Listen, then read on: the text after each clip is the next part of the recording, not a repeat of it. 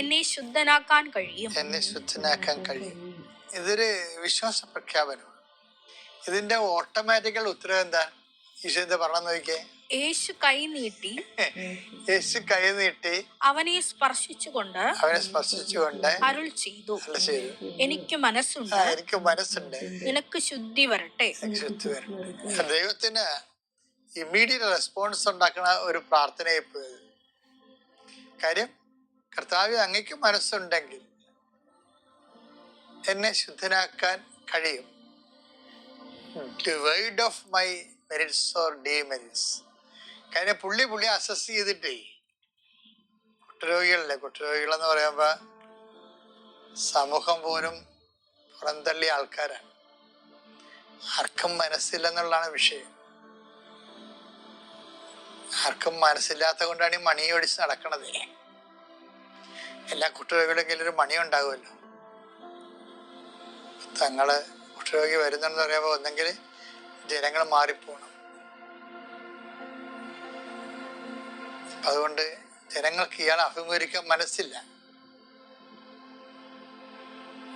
അപ്പൊ നമുക്കൊരു കാര്യം മനസ്സിലായി, ജനങ്ങൾക്ക് മനസ്സില്ല, നീ വിശ്വസിക്കുന്ന സംഘടനക്ക് മനസ്സില്ല,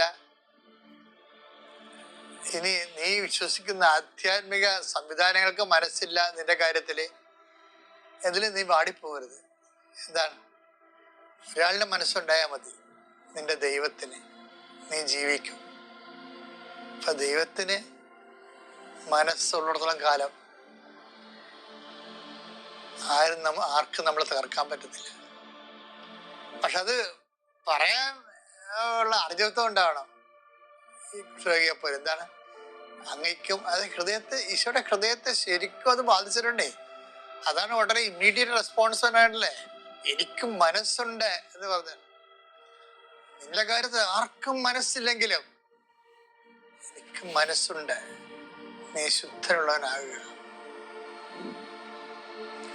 ലോകത്തിലെ പല കാര്യങ്ങളിലും പല ആളുകളുടെ കാര്യത്തില് പലർക്കും മനസ്സിലാഞ്ഞതിന് തന്റെ പേരില് മാർജിനലൈസായി പോയ ആൾക്കാർ, അവരെ ദൈവത്തിന്റെ ഒരു മനസ്സുകൊണ്ട് മാത്രം തിരിച്ചു വിളിച്ചതാണ് ഈശോയുടെ ഏറ്റവും വലിയ സംഭാവന.